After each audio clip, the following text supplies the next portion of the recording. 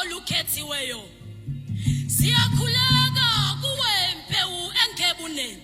Siqalo nesiphetho ingunaphakade lidawude sibilini zakho. Umprofeto ndebeza ke zikithi kamafutha eqiniso. Inkosi yanke nempelanda yafela isizwe sayo amanye vabenga mabutho. Wana waphendula icebo lesitha induku yombangandla. Inkosi eqize ngamandla iqhawe liqinile. Undaba zinhlanzi phungwa ngabapostoli benza izizwe abafundi bakhe bayada.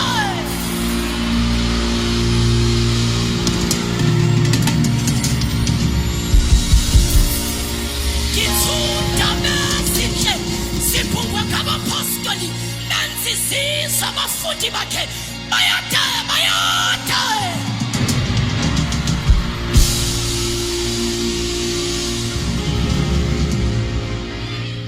Inkosi yamakhosi wana wajubalala emathunjini omhlaba uyolanda ihluthulelo zokufa neHadesi nezobukhosi zikuwe mpande kaDavide.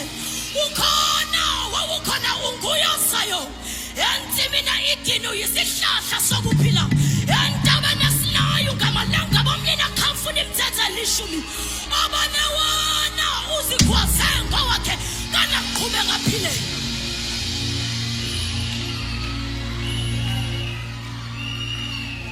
Wana kumpristi wabapristi uMelkisedeki encwadini kaLevi. Kunumeri zizwe zabalelwa kuwe dwala ehlane. Joshua ulikhuza lempenqwabayo unakuqedwa bayada.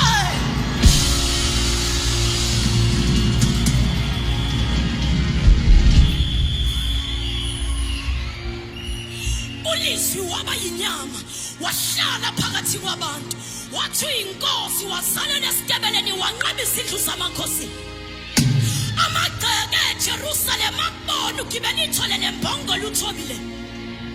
Athi uMatewuleni incwadi yozalo likaJesu indodana kaDavide indodana kaAbraham. Athi umakulesi isiqalo sevangeli likaJesu indodana kaNkulunkulu. Njengalokho kulotshiwe bheka ngiyathuma isithunywa sami esizohamba phambi kwakho silungise indlela yakho. Athi uluke ngihlolisisile ukuphela kwendaba. Bheka ngiyakulobela wathi yofili sewazi uqinisekisa kodaba olufundileyo. Ashiqilela uJohane athi aqalani wayakhona ulizwi noNkulunkulu. Ulizwe ngoNkulunkulu yanalowo wayakhona aqaleni noNkulunkulu bayade.